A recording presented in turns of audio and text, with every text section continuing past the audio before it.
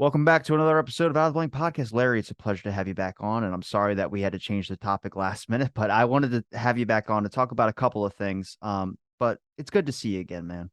It's good to be back. Lots to talk about always. Yeah, I mean, well, the realm of political assassinations, usually we talk about JFK or something of that sort, but I'm interested in one small question on JFK, which is about those records. Recently, the White House made a statement about that they don't have to release any more of those documents. And to me, it's a big shame because there's been people that were waiting probably almost 60 years, and if they passed away or not, that this was going to be the day they were going to get all the JFK documents, or hopefully one day they'll be able to see it. And now they're just probably stating what they should have stated in the beginning instead of lying to everybody for so long. The thing is really that over the last year, there's been a lot of pressure to release more documents. The Mary Ferrell Foundation actually has a lawsuit in place that has pushed to release documents and also to hold the NARA, the National Archives, to the full set of responsibilities that the AARP designated to them and then that they accepted, and they haven't done yet. So, been a lot of pressures. This year, there have been a lot of documents released. Uh, and it finally got to the point where the president's going to have to make a decision. And he did make a decision and issued what was called, is called a transparency plan. Uh, Along with more documents being issued. But the net result of the transparency plan is essentially a statement that said everything that can be can be given out in terms of restrictions for national security has been given out at this point in time with these new releases. And from now on, it's going to be up to the agencies. I mean, that's my interpretation of the bottom line, because anything that's being withheld has to be you know, dealt with on a one-off basis. It can't be part of a global mandated release of all records. So it has to be dealt with agency by agency. And in truth, that pretty much does it. FOIA doesn't work with the agencies because FOIA drags out forever, and they have the ability to classify and withhold each request.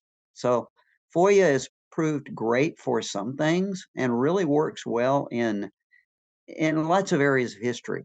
It does not work well when it comes to national security subjects or the assassinations, anything that's even really politically sensitive. I can do for you now and find out all about satellite surveillance systems that were put in place during the Cold War. I can find out all sorts of good stuff, but it really hits a roadblock when you run into the CIA and the FBI and the DIA and the NSA. Hits a roadblock, whatever reason. Now, I know we, One of the problems that we're faced is this is what we're left with. So one of the questions probably is, what did you get? Okay, they gave us hundreds and thousands of new documents over the last year. What did you get? And so far, it's we didn't really get new documents. We got documents that were re-released with some redactions removed. 2017 and 2019 were a bunch of stuff I was coming across. And we did get new documents then. That was in all the releases up to the past 2 years. We actually got new documents. This last year, it looks like all we're getting is re-releases with redactions removed. Some of that's interesting, but it's not really new documents. The press will cover it as if it's new documents. It's not. We've seen all this stuff before. We're just seeing a few names we hadn't seen before. And I know the topic we originally discussed was going to be about deeper into national security, but then we were talking off air and I found out you actually had an interest in the RFK assassination, which is what I'm getting very interested in. I guess it just comes with the whole trade. I mean, you're going from the JFK one, it's either I went into the MLK one or the RFK one. So I'm sure at some point I'll get to the MLK one. I mean, I know more about Fred Hampton than I probably do about all of them, but I wanted to talk to you about the RFK assassination. Now, you haven't written a book on it, but you wrote a monograph for it. And I'm interested, did you get interested from the JFK stuff? Just trickle down to the RFK? As you said, it like comes with the territory. You do one political assassination, you're into all political assassinations of the period, right? Okay. And remember, I was around during the 60s, so it was a very important period to me personally. But once you started with JFK, you're going, okay, there are two other major things I've got to research and deal with. So yeah, I did books on all three of them. Yep. I would JFK was first, and JFK really taught me a lot about how to approach the subject, where to collect information, what to believe, what not to believe. And so it was a logical transition. First, actually, it was RFK and then MLK. And I think I've revisited the RFK assassination at least four times over the last 2 decades, kind of like getting sucked back into it. Something new comes up, a new person comes up, got sucked into it, spent weeks on it during the last year because of something that new that had come up. So yeah, it never goes away, Robbie. Yeah, you get sucked from one to another, and then they're all there forever. I'm interested. What was your perspective on the RFK assassination? I mean, do you believe Sirhan? Is there anything about the case that first caught your eye? Do you see any parallel views with the JFK assassination? I've noticed some similarities, but there's a like the autopsy is completely different than JFK's autopsy. The the I think what jumps out if you start back fresh on RFK and look at the work that the LAPD did, look at the trial that was held, and actually start digging into the forensics evidence and how what you quickly find is that it's much more of a mess than JFK and much more of a mess than it LAPD committed sins of commission, not sins of omission. Dallas police, sins of omission, screwed up. Okay. Uh, Same thing with MLK. LAPD had all the evidence they needed in hand to pursue conspiracy. And in fact, they did pursue conspiracy actively for months. Special unit senator was looking for a conspiracy that they had evidence of, largely built around the polka dot dress girl, which you're probably familiar with, but uh, they had other they had other evidence in hand that indicated multiple shooters. So they really tried to solve a conspiracy. At least some people in sus did, until it got to the point where they couldn't find any of the people that were primary suspects, and they were under huge pressure from the district attorney. And we've talked about this before. DA had a case. I mean, the DA has a case sitting on his desk of this guy who's obviously involved in the shooting. He has a gun. He shot it. You know, none of that's in doubt. He wants to go to court. And there's immense pressure back on LAPD to just either come up with something or leave it lay and let me go on with this prosecution. And in the end, that's what it did. And it's so obvious when you get into the detail. One of the things that I think probably got my attention first off is that there were 12 to 20 specific reports related to the different witnesses, related to the polka dot dress girl at the Ambassador Hotel, the young man with the polka dot dress girl at the Ambassador Hotel, all of those people with Sirhan Sirhan at the Ambassador Hotel, including directing him into the pantry. All of those reports are still in the LAPD files. Okay. But if you look at them, you find that weeks afterwards, they all have a note across the top that says, disregard, Sandra Serrano lied. Okay. Like, we're going to throw away this whole body of evidence because one of the guys with LAPD did a polygraph and brought her statement about one person's statement about this suspect into question. They threw away all the rest of the investigation and just let it lie. But it's all in the files. You don't even have to look that hard for it. And researchers had found this before. We dug it out of the archives, but they had people, Melanson and other people have worked with that, clearly showing how the LAPD had a case that was they couldn't solve, and the DA wanted to go ahead and get a conviction, which he did. I'm only familiar with the LAPD's, I guess, destruction or just tampering of documents or evidence. You know, like there's tiles that are missing that were submitted in from like the ceiling.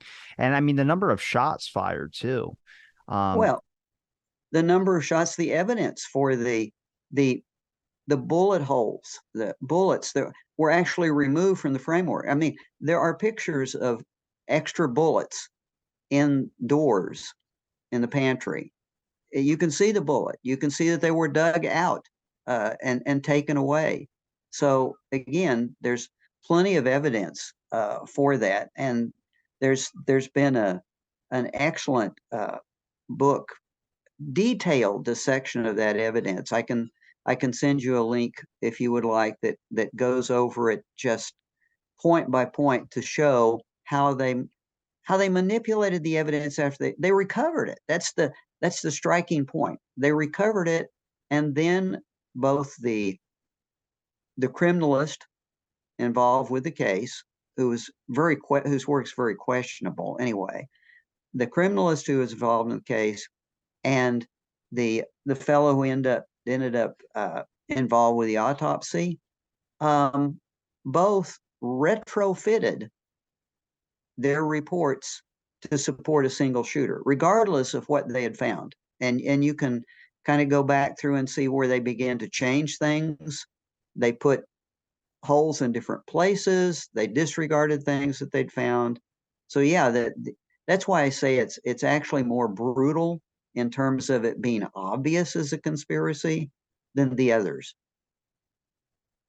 did when it came to the other suspect or who you would believe would be the second shooter, do you believe it was the person like whose clip-on tie that Robert Kennedy probably grabbed when he fell, the one that was cropped out of those photos? Um, Thane Caesar, the security guard, is the guy you're talking about. Um, I guess my conclusion is two things are without doubt. Thane Caesar definitely fell with Robert Kennedy to the ground and got his hand on his tie. And at the point he was falling, he pulled his gun. No doubt about that. I think they did not test his gun. His gun ended up in a lake in Arkansas. Long story about that one. Um, I don't know that story. oh yeah, yeah.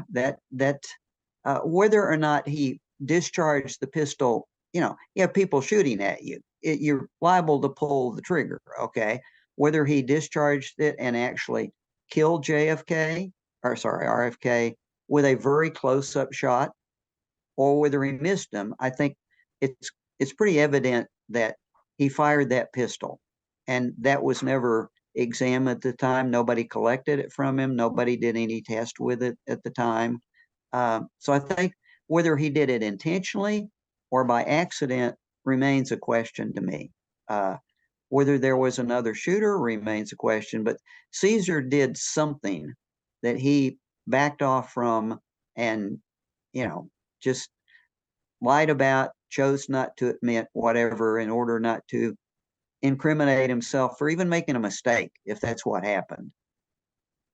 Do you believe it's like with the JFK conspiracy where it's like military industrial complex or something of that sort? Do you think this was a low level, like No, just no signs okay? of that.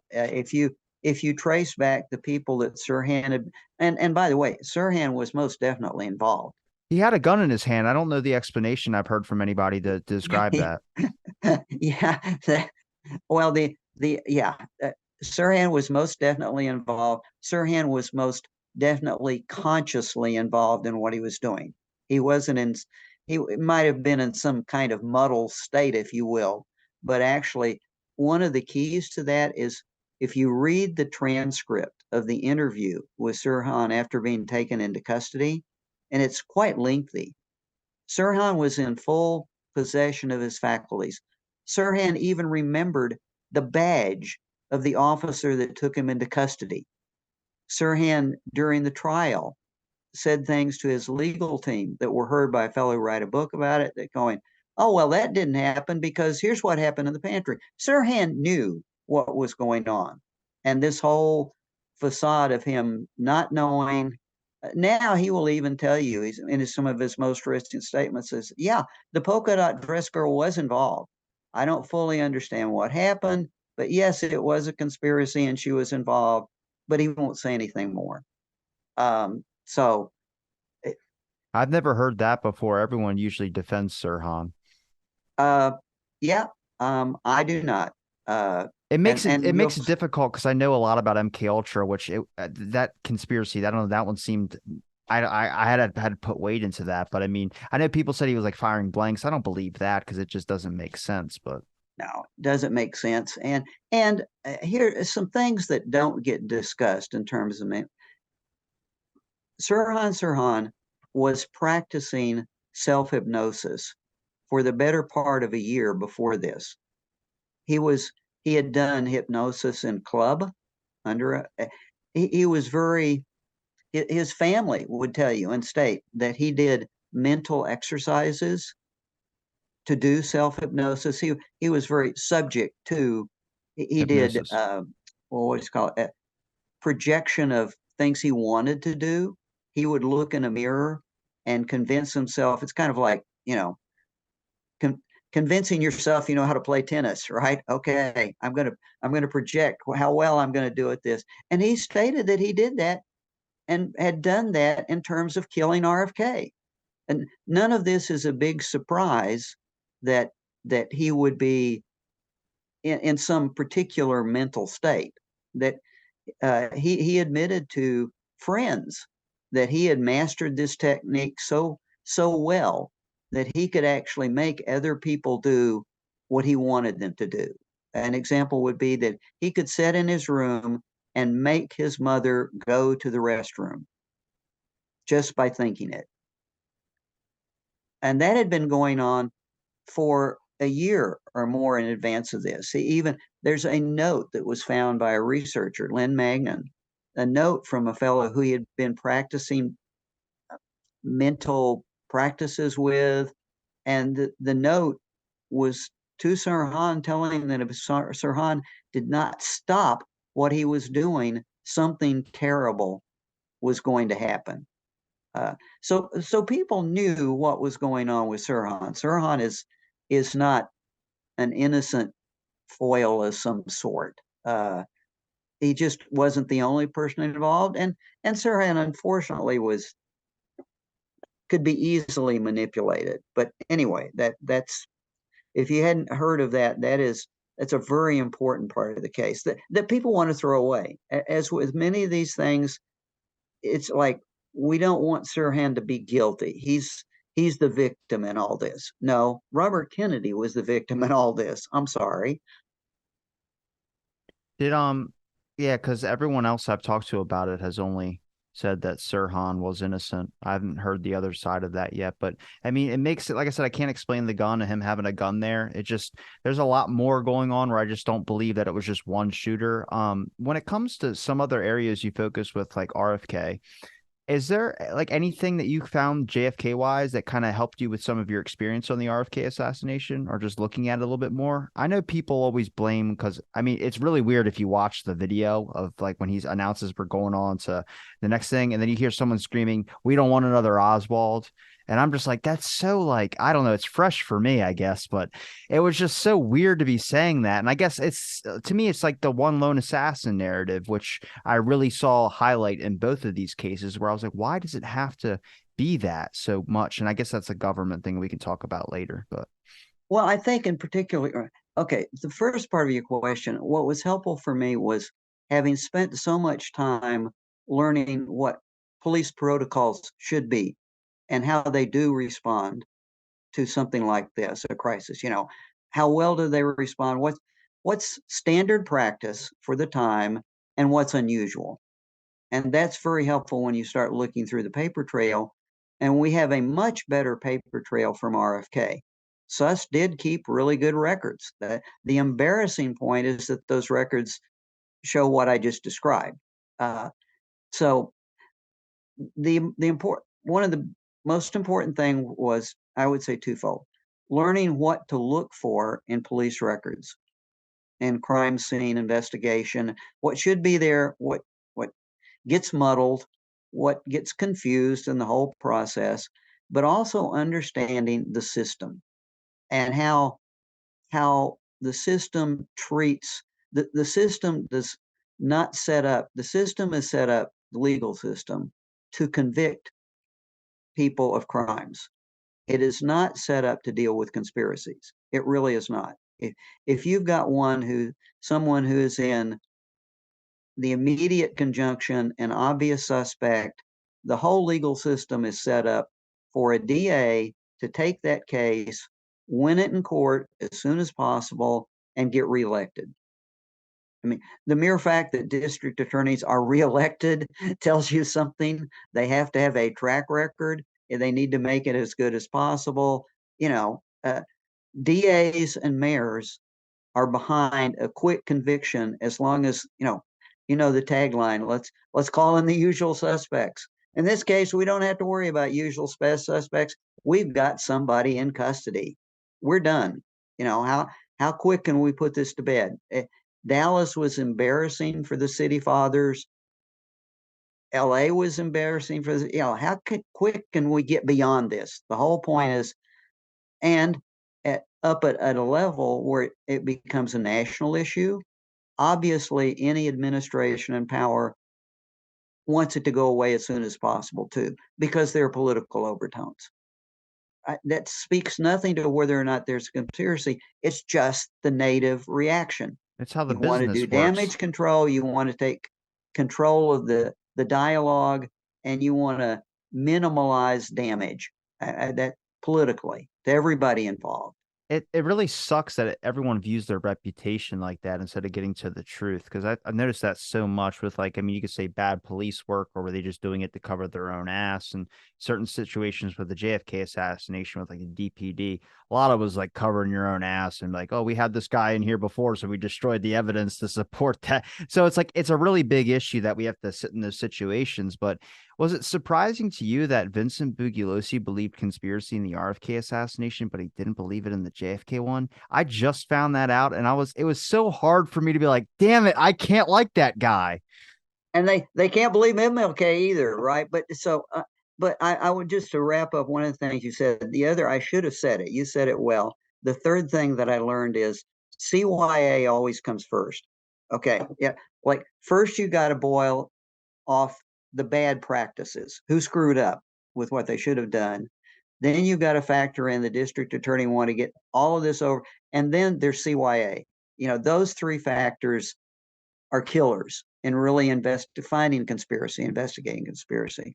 But you also made something else, that comment that we should, within the first 30 minutes of the attack in the Ambassador Hotel on RFK, there's a conversation on police channels with the commanders in charge saying, "You guys have really got to get this right. We don't want there to be any loose ends. We don't want to screw up like they did in Dallas." The police themselves knew how important it was to handle it properly and not let anything slip through the cracks. The thing is that the same police commanders that were involved in that exchange later rewrote the report given by the officer that interviewed some of the first witnesses to conspiracy and made it go away. So how do you deal with that? How do you deal with the fact that the same guys who were concerned about doing it right later were driven by the system? And I'm not making that up. We have certified statements from the police officer involved saying, I made the report, I gave them the information, it never showed up in the official record. And by the way, when they later quoted me in the sus report, I never said that. That was not the report I made.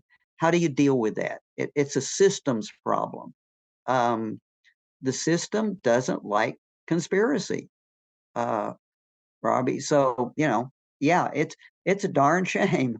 It's so shitty because it's like you have, like, you don't like conspiracy, but if the conspiracy, you need to get to the truth.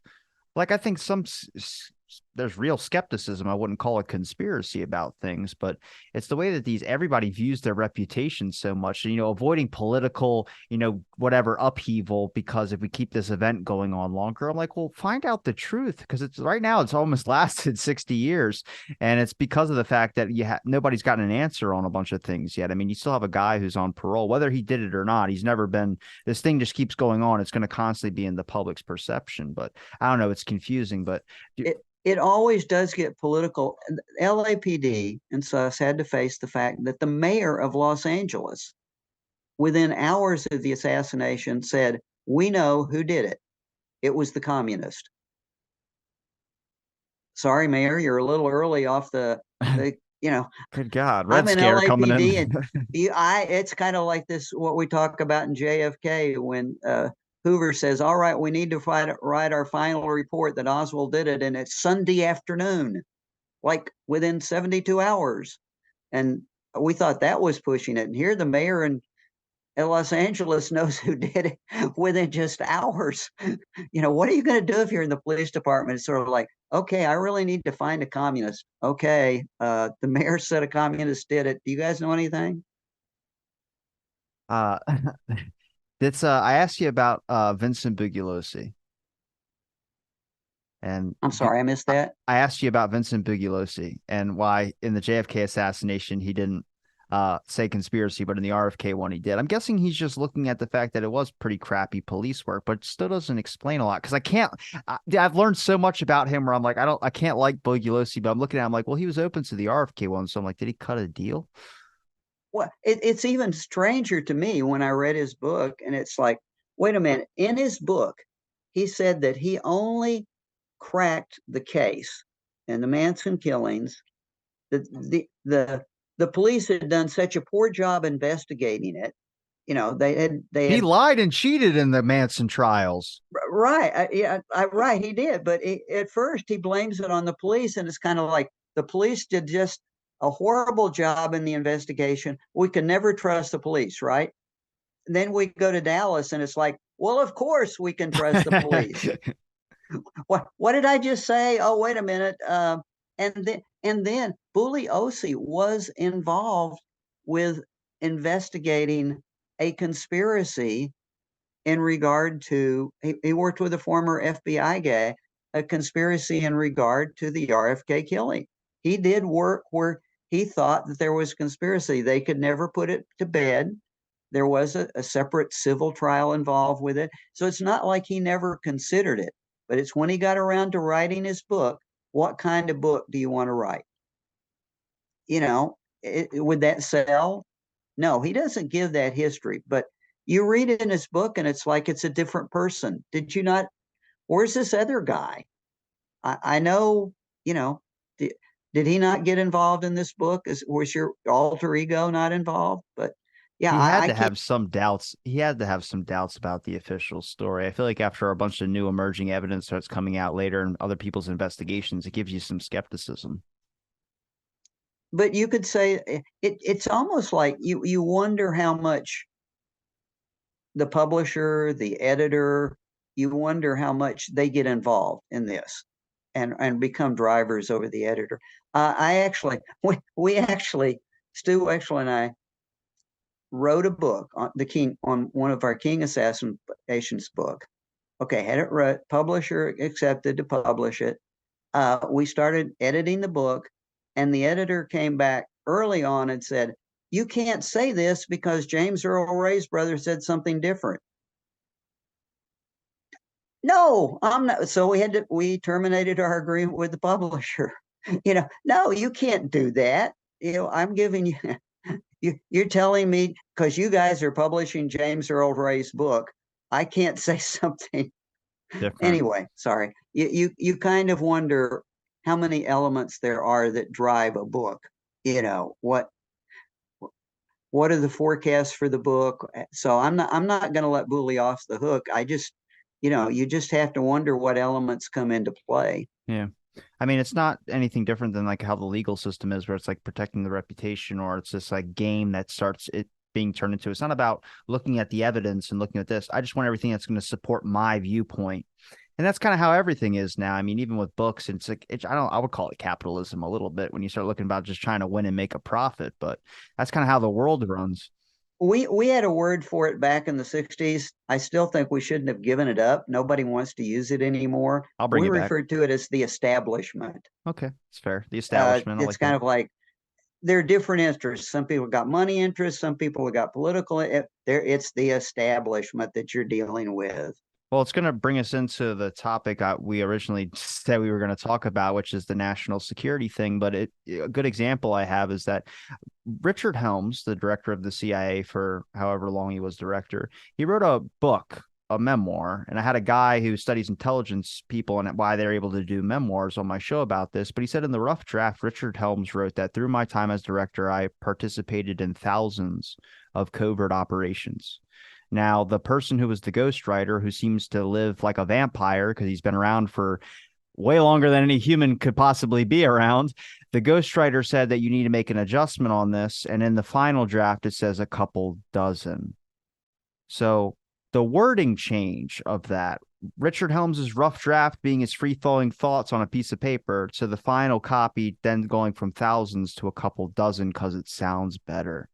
Now, does that mean grand conspiracy? But it's the manipulative language that I don't like, that we get to see the government use a lot. Like when you read these documents, you got to read them like legal speak. You know, when they say a bunch of this, does that mean no? No, not really. It just kind of it's dancing around what you necessarily want. So I'm interested in the term of national security, or what they would call secrecy, and all these types of things that I know you read another book about, which was what we were going to talk about originally. But I mean, it's just a smart strategy. I think a lot of people put their hearts into this from their viewpoint of, like, obviously, like how we're talking about what's right. You know what I mean? Like this is. But these agencies are viewing it, how are we got to maintain a reputation to the eyes of the public as well, too? Because without the trust of the public, do you have anything? And also, they're up to their neck and probably thousands of other things that is involved with other countries that are probably going to want that information as well, too. So I get that secrecy aspect. But you start finding that word starts getting painted around like the word communism back in the day, where I just start going, I don't trust you. I hate to say it. When you say the words national security, I don't trust it. I think if we had been more forthright, okay, let's look at what you just said about Helms. Helms was career CIA officer. At one point in time, he was deputy director of plans, which means deputy director of operations. Then he becomes director. Um, I would have to ask, and he was in operations, right? So if he's doing this for 15, 20 years and he was only involved with a couple of dozen covert operations, I would have to say, man, this guy is the laziest fellow ever.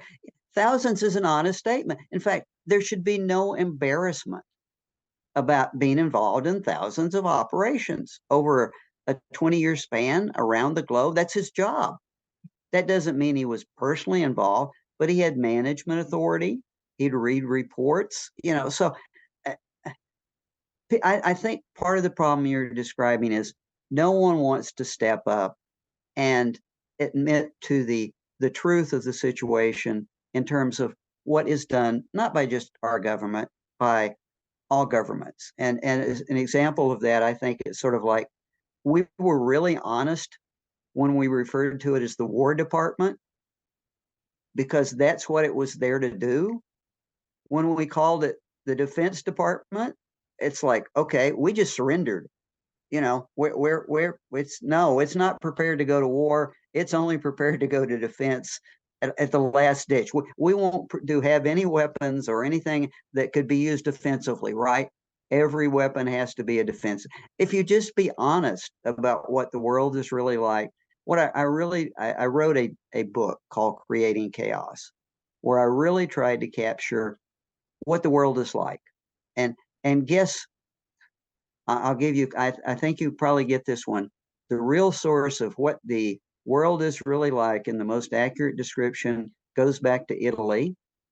And a fellow who wrote a book about how the world really works from those who perspective of those who run it and those who are in charge of states, nations, empires. Uh, Everyone's probably heard, if not read, of Mr. Machiavelli. Yeah, uh, Machiavelli. Yeah. who does a very pragmatic description of this is the way the world works.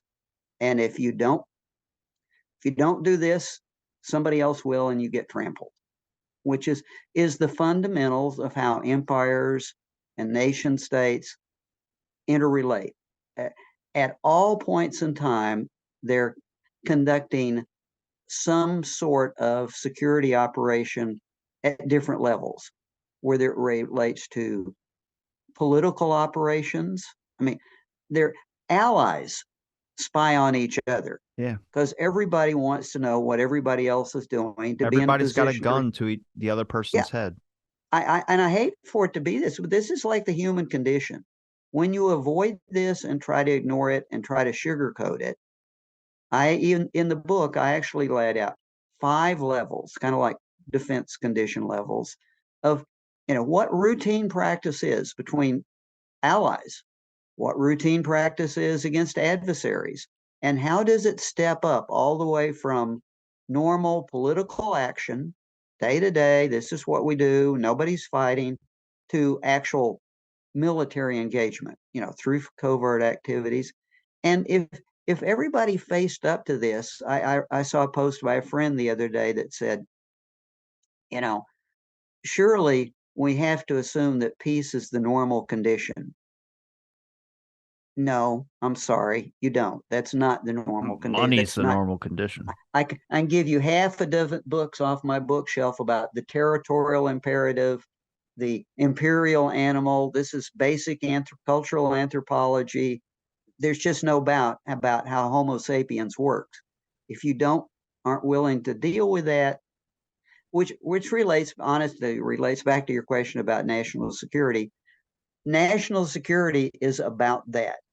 What information do we protect from our allies, internally from so it doesn't leak, from our advertised? So you have a national security system if you're going to be involved in intelligence work at all. There has to be a national security system. There has to be a process of classification, compartmentalization. If you deny that, goes on your line. So my point would be stand up and tell people how it works. I think a perfect example comes from Mr. Helms himself, who lied in court and was convicted of lying in court, and lied in court because he was under an oath and under a title of U.S. law code that says he has to lie in court about national security. If people would read Title 50 and Title 10 about what intelligence organizations are legally required to do as versus the military organization, they'd get a real shock. But this legal code has been in place since 1946, 1947 with the National Security Act. Congress has never revisited. Congress never changed anything about it, just like Congress has never revisited the war powers legislation from 9/11. As long as Congress lets it sit like this is the way it's going to work. And if you think that the system is not going to comply with the legal code, it's when Helms came out, the point was, oh, he's been convicted of perjury by a judge. He's going to get there's a verdict. There's going to be legal. The people back at the agency thought he was a hero because he had actually complied with the law that they respond to, not civil law.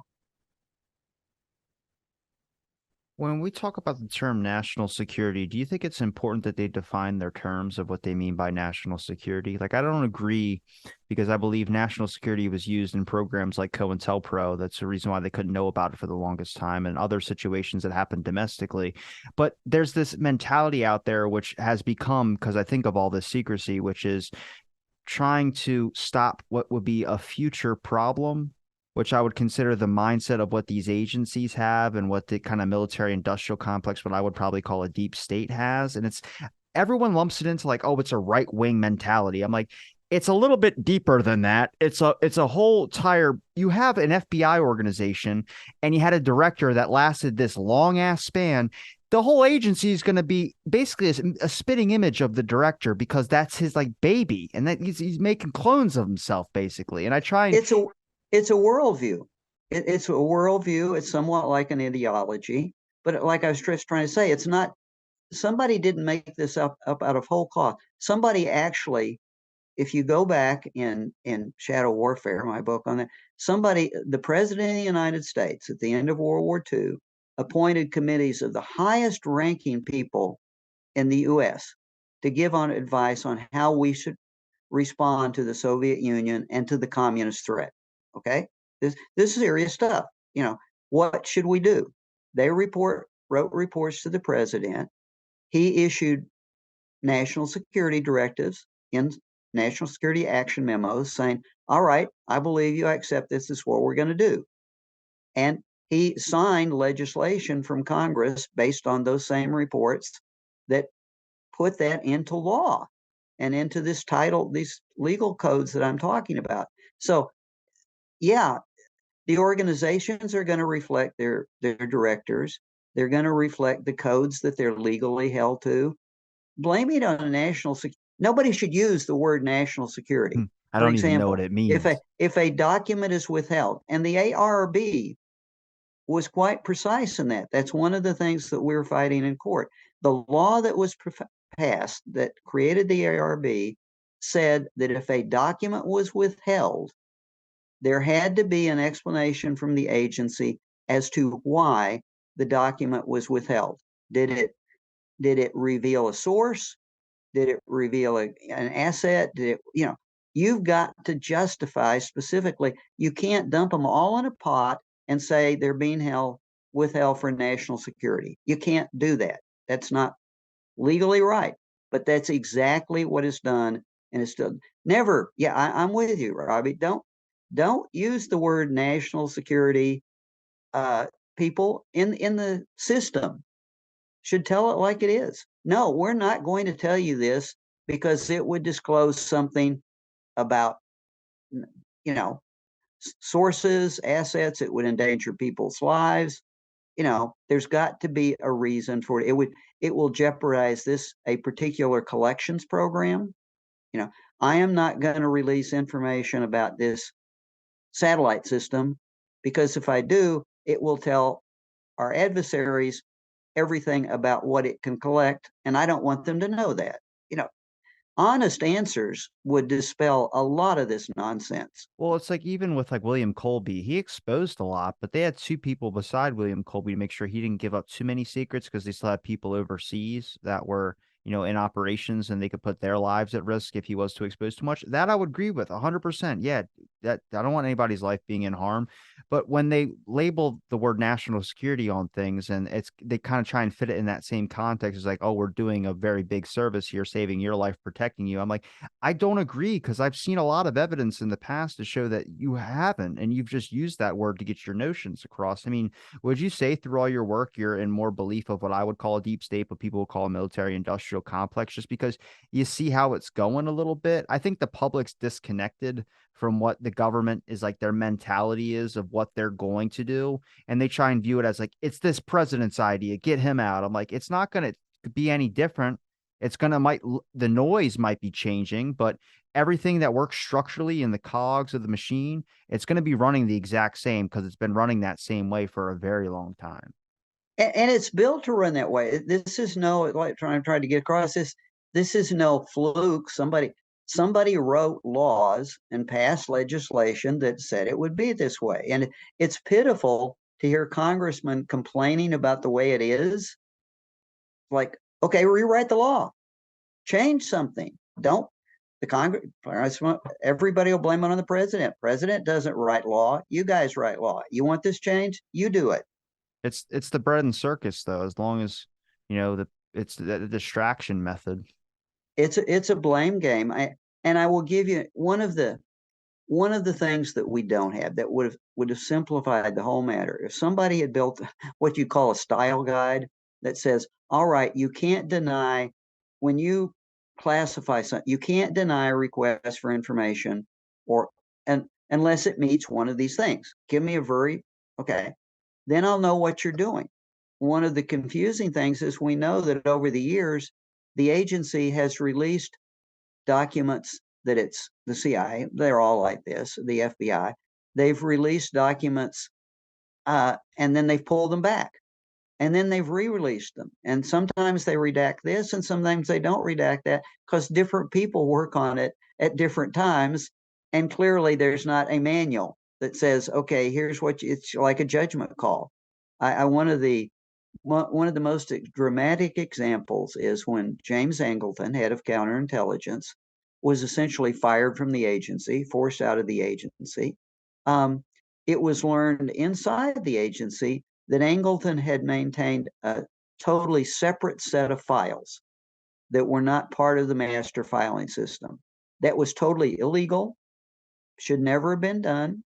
I mean, that is a sin. It's not these people don't commit sins. So what did they do? They went, well, we need to fix this. There's a new director in town. He wants to play, who's not the old school CI guy. He wants to be honest. So what did they do? They assigned somebody to the job of going through all of the stuff in Angleton's file, right? And we're going to bring it back into the system. He brings some things back into the system. We don't know what. There's no record that says, okay, 5,000 documents suddenly showed up in the general system and 20,000 documents got destroyed based on his decision. We don't know what James Angleton knew. We don't even can comprehend the extent to which James Angleton violated the law, the Constitution, ethics. I will tell you one of the things that was mentioned that he had in his personal filing system that was destroyed are the autopsy records from the RFK assassination. Now tell me why the chief of the United States Central Intelligence Agency Counterintelligence Group has the autopsy photos from the Robert Kennedy assassination. No explanation, no report. There's no damage report. You would expect this guy to at least written a letter that we could see that says Angleton was a jerk. He kept all sorts of things that he shouldn't have. Here, nope. And of course, the fascinating thing that will feed conspiracy talk forever. And I actually wrote a monograph on this too and did a presentation. This same guy, years later, was hired as a consultant by the people who put together the sixth floor museum in Dealey Plaza. I didn't know that. You shouldn't. Some of these things at some point in time, your head just begins to like It's fragment. fucking the number of CIA connections with everybody, or this guy was related to this person who knew this brother who knew this sister. I'm like, gee, fuck, God. But then again, in some cases, it's sort of like, well, who would be a person I would hire to help me pick documents? Who this guy had Bill been Clinton's brother. Go ahead. Well, it'd been the classification guy for the CIA for decades. It's like, oh well, I'll recommend Fred. He knows the documents. Well, he does.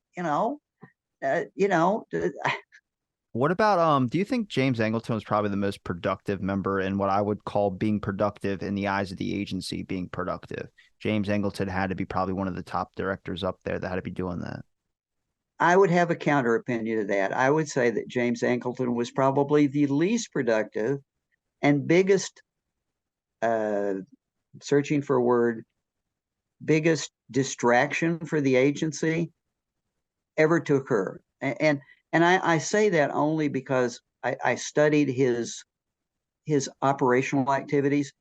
What he would do if he had somebody that would come in new to his group, and we're talking about Staff C, counterintelligence, they themselves have said he would have them spend a year studying a particular case in German intelligence that would reveal how you detect East German spies in West Germany. That was their only training. When they were done, they're just assigned to a desk. Like, okay, is this proper training for staff people in a counterintelligence agency? Where's their field training? Where's the, okay, fine. Where their case studies? He was so obsessed in certain areas, especially of Russian counterintelligence, but not across the board, just special places. He was so obsessed with certain cases that he viewed everything in that world. And he was also so paranoid. I don't know if you would know or the viewers would know. James Angleton was actually disciplined on multiple occasions for going AWOL, traveling overseas, and conducting foreign missions himself and telling nobody about them. And that included missions in Europe and in Israel. And most of the work that he did with Israel was totally unsupervised and unreported. He was loose cannon. But since he knew all the secrets, supposedly, no one wanted to tamper with him. Do you Nobody know? really knew, what he didn't know. James Angleton created a list. His best work, okay, best work of what represented yep, that's it, 4 quotes, Yeah, a security best. risk to the United States, because they were directly in control and taking direct orders from Moscow. The people on that list included almost every president of every democratic nation in Europe. And I would go on. I actually list them in the book. It's insane. He was so paranoid that people that worked for him or in and around him were asked what he actually did, what he spent his day doing at Langley. And they said he wouldn't talk to anyone except the director and maybe one or two old school people. He would simply circulate around their offices, go in, sit down, and share his concerns with them, and then go away. Basically, he was, what would you call it? What would be viral paranoia? I guess you could call it. He just worried people. So no, I don't think I could not find anything that, I mean, he blew the major spy case that he was involved in. It looks like he blew both of them. I can't see what he brought to the table Do you other remember? than paranoia. Do you remember me asking you through email about this? But if he took Mary Myers' diary or if he took Dorothy Kilgallen's diary, because everyone has said that, but I can't find any documents to prove that. I think I have an interview where he was reading something out of one of the diaries, but I don't have any documentation to prove that that was. There is absolutely no proof. There you have anecdotal remarks from, okay, first parties. Okay, James Angleton visited Mexico City. He interviewed the and visited with the chief of station's wife after his death. After he had left, it was discovered that the contents of the chief of station's private safe in his home were gone. Anecdotal. Okay. Only thing of note was Angleton had been there. Angleton visited Myers' address and was found going through her stuff by friends, family, knew about it. There's no proof that he took her diary. It's missing.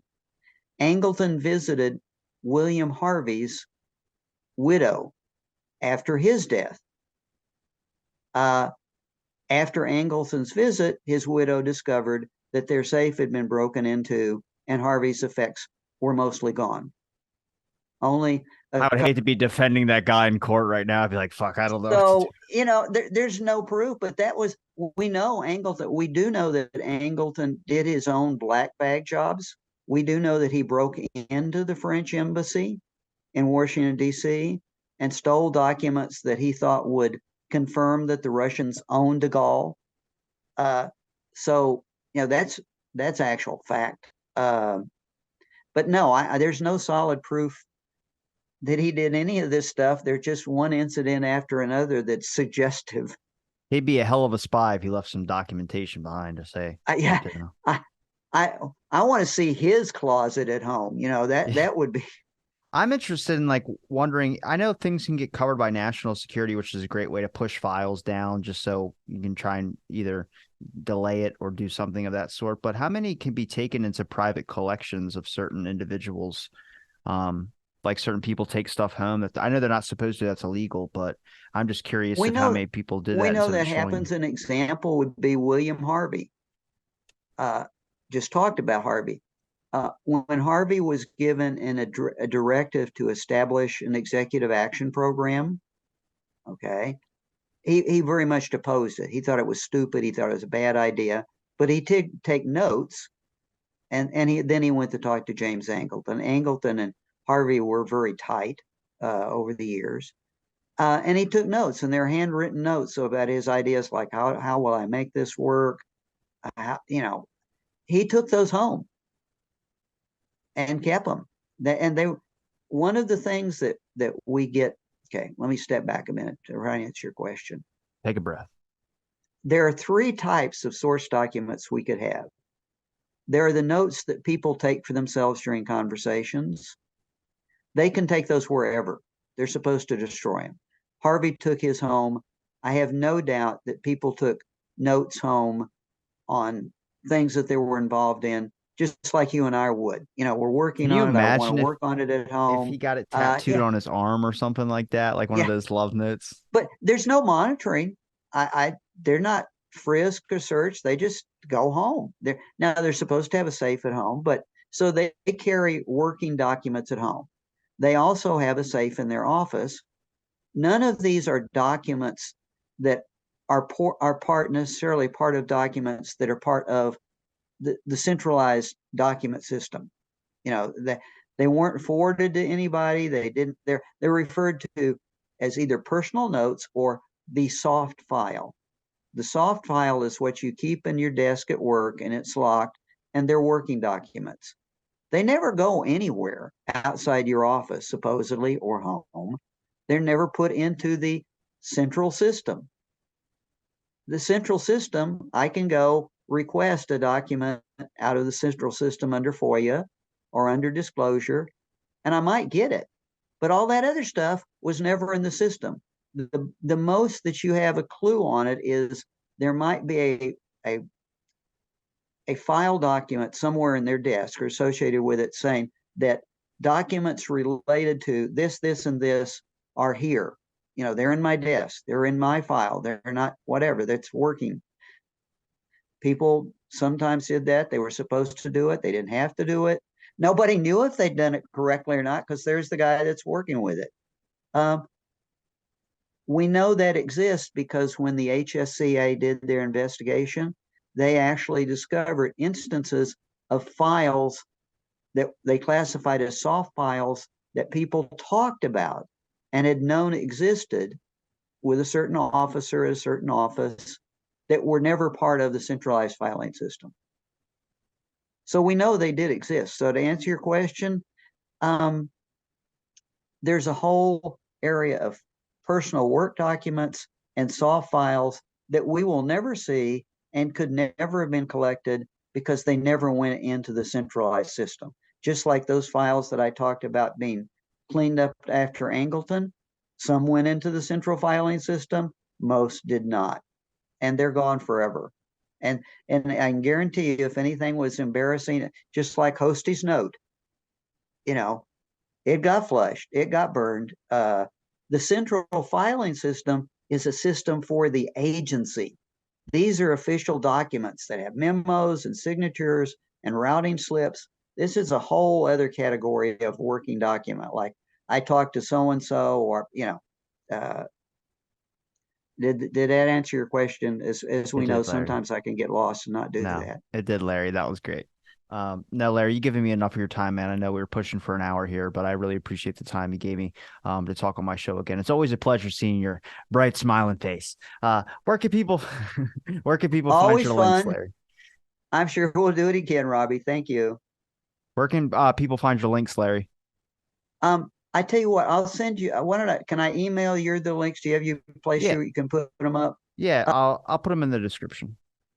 The RFK stuff is on the Mary Ferrell site. There's a whole section devoted to RFK, and it's called Incomplete Justice is the title of the monograph.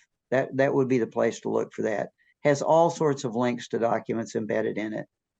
Okay. And I'll make sure I link those in the description for people to be able to click on and check it out. And Larry, I appreciate the time again. And thanks everybody for listening to this episode of Out of the Blank podcast.